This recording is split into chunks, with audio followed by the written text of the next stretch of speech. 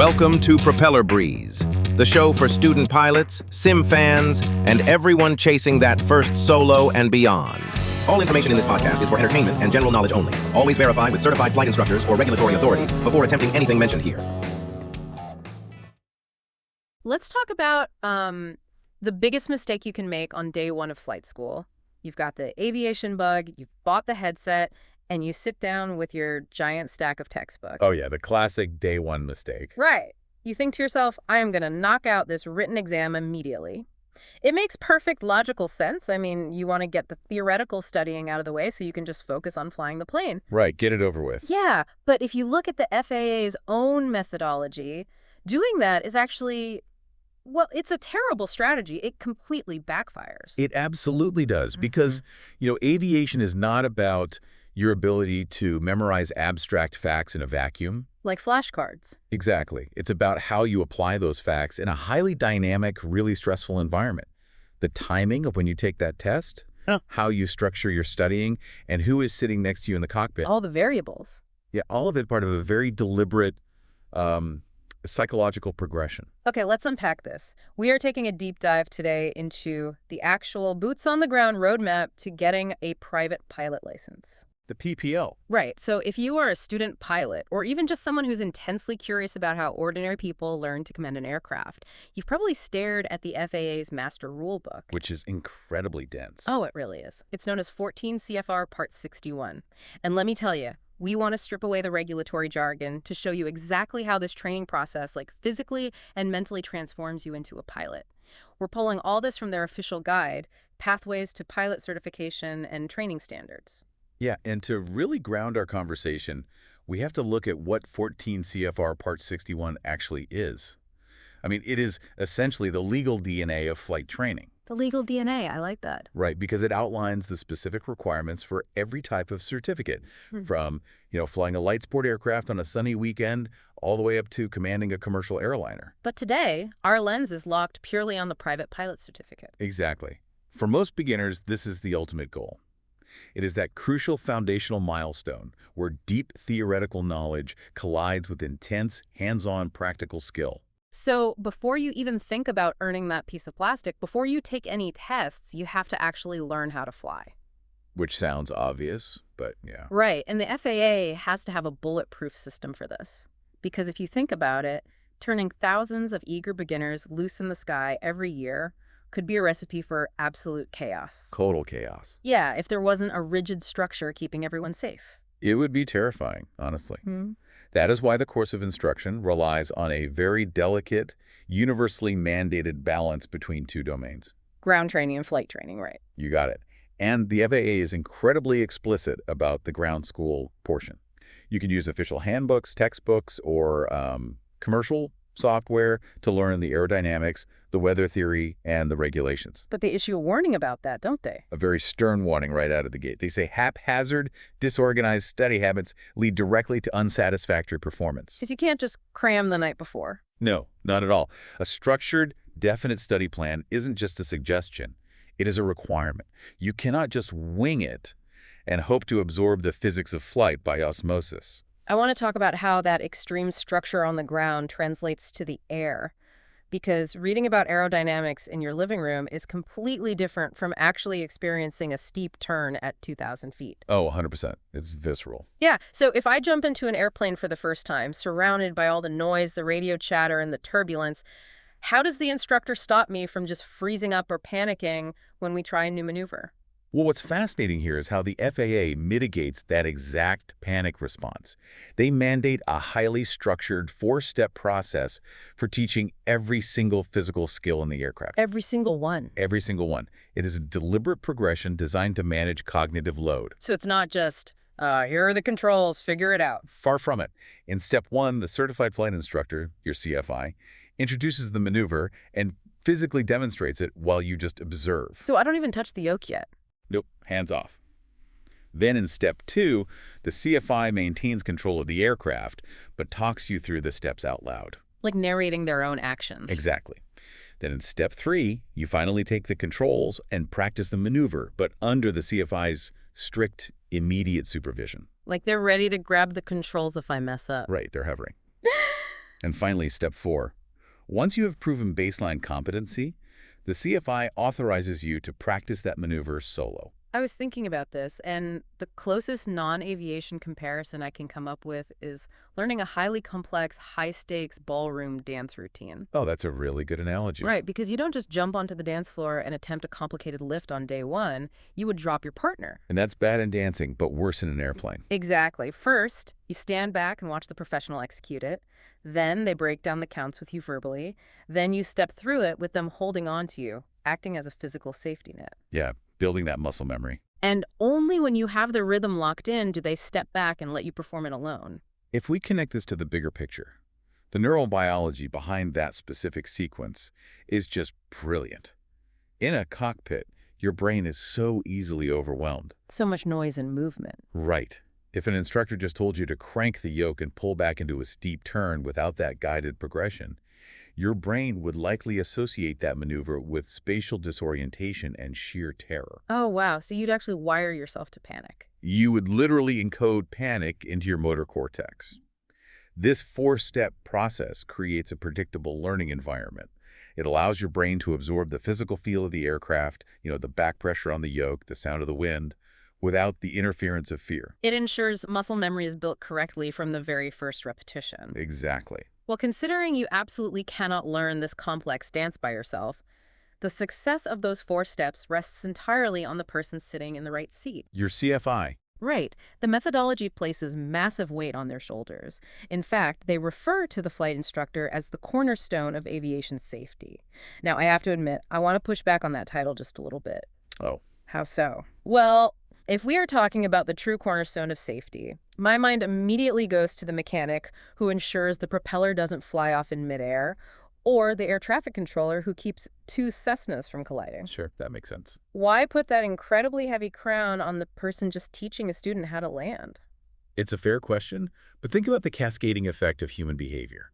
Mechanics and controllers manage the environment and the machinery. Okay, true. But the CFI shapes the mind of the person who commands that machinery. The vast majority of aviation accidents are not caused by the wings falling off. They're caused by poor pilot decision-making. Ah, human error. Right. The CFI's job is not just to teach you the physical mechanics of pulling back on a control yoke. They are legally required to teach airmanship, pilot judgment, and risk mitigation.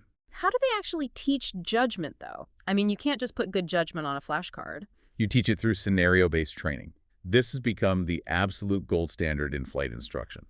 Scenario-based, what does that look like? Instead of going up and saying, okay, perform a stall recovery, a good CFI gives you a context. They will say, you are turning from your base leg to your final approach. You realize you are overshooting the runway, and there is a sudden gust of wind pushing your tail. Oh, setting a whole scene. Show me how you handle this. They introduce realistic, high-consequence scenarios so the student learns to mitigate risk in real time, rather than just acting like a robot performing a trick. Now, there was a detail in the methodology that genuinely gave me pause.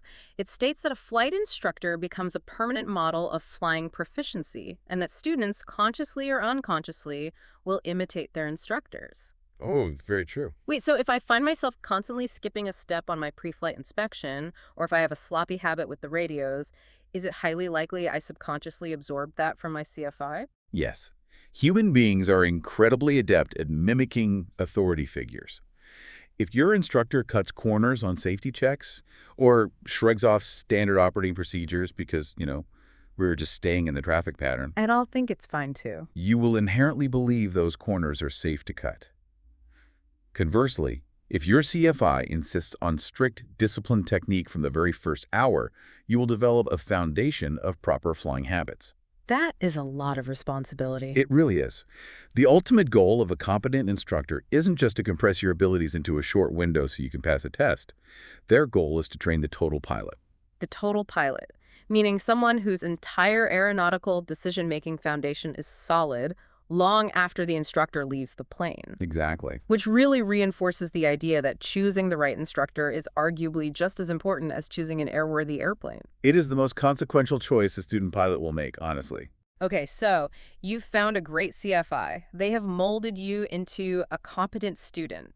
You have accrued your flight hours, practiced your maneuvers, and your logbook is filled with endorsements. You ready? Now you have to start proving what you know to the FAA. And that brings us to the first big hurdle, the knowledge test. Ah, the written exam. The knowledge test is the computer-based theoretical portion of your certification. It consists of multiple-choice questions designed to be purely objective. Just a standard multiple choice test. Yeah, the FAA uses this format because it eliminates any element of subjective grade or bias and standardizes the evaluation of aeronautical knowledge across the entire country. Now, earlier we talked about the trap of trying to take this written test on day one. Here's where it gets really interesting. The FAA actually provides strategic advice on when you should sit for this exam. And it is not on day one. Right. You might think, I'll do ground school, take the test, and then jump into the plane. But they recommend waiting. They specifically advise taking the knowledge test after you have completed your solo cross-country flight. That's right. Now, I understand that flying a cross-country route by yourself is a huge milestone, but why on earth does flying to a different airport make me better at a multiple-choice test? Because it bridges the gap between rote memorization and actual correlation. Let's say you are studying a chapter on weather systems. Okay, reading about fronts and clouds. Yeah, you can memorize the definition of a cold front or how to calculate fuel burn over a specific distance. But until you are alone in the cockpit, 50 miles from home, watching a real line of clouds build on the horizon. And realizing you're the one who has to deal with it. Exactly. Realizing you have to calculate your fuel consumption while simultaneously talking to air traffic control. Until then, those concepts are just abstract trivia. So the cross-country flight forces you to live the test questions. Exactly. When you take the knowledge test after experiencing real-world operations, you aren't just trying to recall a paragraph from a textbook, you are pulling from practical operational memory. That makes total sense. The theoretical questions on the screen suddenly have context. And context is what transforms basic memorization into true comprehension. The test becomes a reflection of your lived experience in the aircraft. And I guess your CFI is watching this whole process. Ultimately, yeah, your CFI is the one who monitors this progression and decides when you have achieved that level of correlation and are actually ready to test. So you've survived the written exam, you have the context, and you proved you know the theory. But knowing the theory doesn't prove you can safely land an airplane in a crosswind. Not at all. To earn the actual certificate, you must face the final boss of flight training, the practical test. Also known as the Checkride.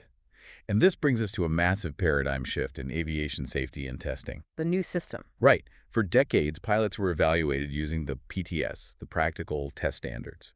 But starting around 2015, the FAA began transitioning the entire industry to a new framework called the ACS, the Airman Certification Standards. The methodology frames the ACS as an enhancement of the old PTS system, but when you dig into the mechanics of it, it is a completely different philosophy of testing. Really is. Under the old PTS system, it felt very much like a mechanical checklist.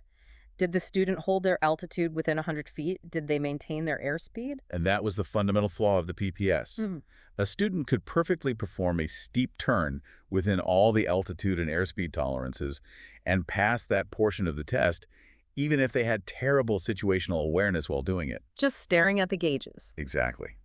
The ACS fixes that by weaving 3 distinct elements together into every single area of operation: specific knowledge, physical skill, and risk management. Give me a tangible example of how that changes things in the cockpit, because I'm trying to picture how an examiner actually grades risk management. It sounds so subjective. Okay, let's look at a short field landing. Under the old system, the examiner watches your physical skill. Did you touch down within 200 feet of your chosen point? Pretty straightforward. But under the ACS, they evaluate the entire context.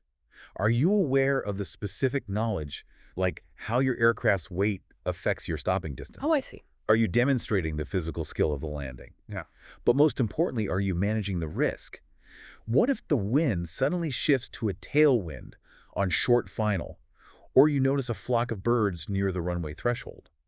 The ACS evaluates whether you recognize that risk and make the active decision to go around. Right, rather than forcing a dangerous landing, just to check off a maneuver box. I see. So it's not just testing how to operate the machine. It's testing if you know why a certain situation is inherently dangerous and how you adjust your plan to survive it. Yes. It's like a difference between a basic driving test checklist and a holistic driving exam.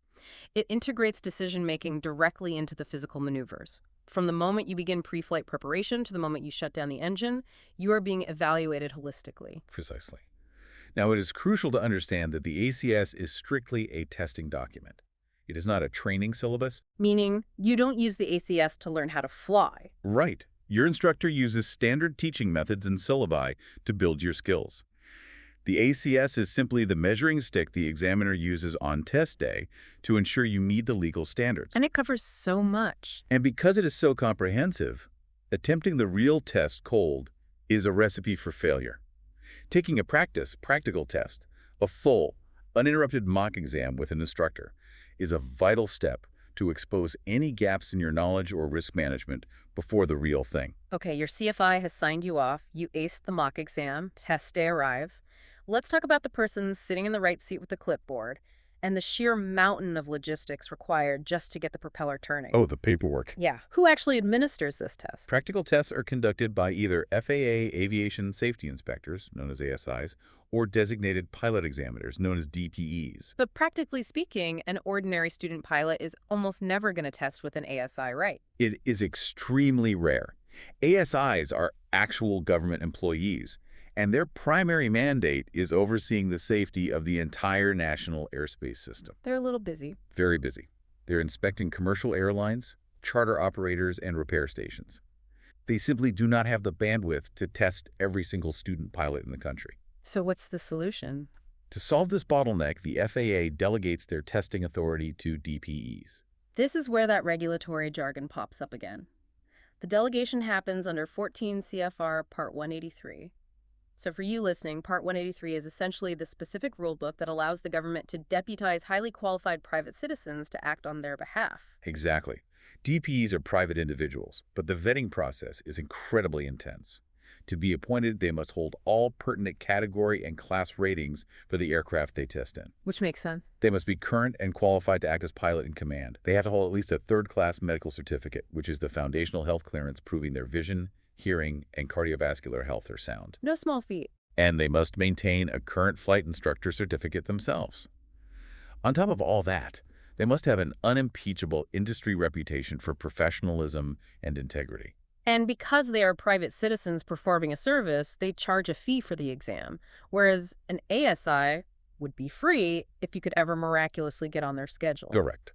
But regardless of whether you were sitting next to an ASI or a DPE, the FAA expects the exact same standard of evaluation. Which brings us to the actual day of the test. I was looking at the list of required documentation, and I genuinely felt a wave of intimidation. You do not just show up to the airport with your lucky aviator sunglasses and hop in the plane. Oh, definitely not. The paperwork alone is a massive undertaking. It is entirely by design. What do you have to bring? First, you need all your personal documentation. Your FAA Form 8710-1, which is your formal application, Okay. endorsed by your CFI. Yep, crucial. You need your Airman Knowledge Test Report proving you passed the written exam. You need your medical certificate, your student pilot certificate, and your physical logbook, which has to be meticulously endorsed for solo flight, solo cross-country, and for the specific make and model of the aircraft you brought. And that is just the paperwork for you. Right. And then comes the aircraft's paperwork. You are required to supply an airworthy aircraft for the test. This is the part that I think catches a lot of students off guard. You aren't just handing over the keys. You are required to produce and expertly explain the aircraft's documentation, the registration, the airworthiness certificate, the operating limitations, the maintenance records, the weight and balance data, and any applicable airworthiness directives, or ADs. The ADs are a big one. I want to pause on those last two because they sound deeply technical. If I'm a student, why do I have to defend the weight and balance data and ADs to an examiner? Because failing to understand them can be fatal. Let's start with airworthiness directives. An AD is essentially a legally mandated recall or required safety fix issued by the FAA for a specific aircraft part. Like a car recall, but for a plane? Sort of, but stricter. If an AD requires a visual inspection of the wing spar every 100 hours, and your maintenance logbook doesn't prove that inspection happened, your airplane is legally unairworthy. It is grounded. Wow. And what about the weight and balance data? It is the literal physics of your survival. You have to calculate exactly where the center of gravity sits with you, the examiner, and the fuel on board. So you have to do the math. Yes. If you miscalculate, and the center of gravity is even a few inches too far toward the tail of the plane, the aircraft becomes aerodynamically unstable. If you enter a stall with an aft center of gravity, it might be physically impossible to recover. Oh, wow. So when you lay it all out like that, if I have to sit down in a briefing room and expertly walk the examiner through the maintenance logs, the ADs, and the precise physics of our weight and balance before we even step onto the tarmac, Then what? the practical test actually begins long before the engine ever starts. This raises an important question for every applicant. Are you truly the pilot in command? The PIC. The answer has to be yes from the moment you shake the examiner's hand. They are evaluating your situational awareness, your integrity, and your command authority immediately. That mountain of paperwork is not bureaucratic red tape. It is the first real test of your risk management. That is a great way to look at it. If you don't fully understand the legal and mechanical reality of your aircraft while it's sitting safely on the ground, you have absolutely no business taking it into the air. So what does this all mean for you? Getting a private pilot license is so much more than learning how to manipulate a yoke and a throttle. It's a completely different way of thinking. It is a highly structured psychological transformation. You are being forged into a safe, risk-managing, total pilot. You are guided through a carefully designed neurobiological learning process by a CFI who serves as your behavioral role model. Your safety cornerstone. You earn the context of the sky through solo cross-country flights. And ultimately, your skills and judgment are verified under the intense scrutiny of the ACS by a meticulously vetted examiner. It is one of the most rigorous and rewarding training pathways in the world. It really sounds like it. But I want to leave you with one final thought to ponder as you navigate your own aviation journey. The entire system we have unpacked today relies on a foundation of oversight. Your instructor watches your every move, corrects your bad habits, and signs off on your readiness. Always someone watching. Right. The DPE meticulously audits your paperwork and evaluates your physical maneuvers. But the moment you pass that practical test, the moment the examiner shakes your hand and hands you that private pilot certificate, you are alone. Yeah. The safety net is gone. When there is no instructor in the right seat and no examiner grading your decisions, how will you hold yourself to those rigorous ACS standards when no one else is watching? That truly is the ultimate test of an aviator, isn't it? Knowing what to do when you are the only one in the clouds, fully responsible for every choice you make. Thank you for joining us on this deep dive into the real pathways to pilot certification. Keep studying, trust the process, and fly safe. That's it for this episode. Keep your wings level, your brain sharp, and catch you next time in the pattern. Thanks for riding with Propeller Breeze.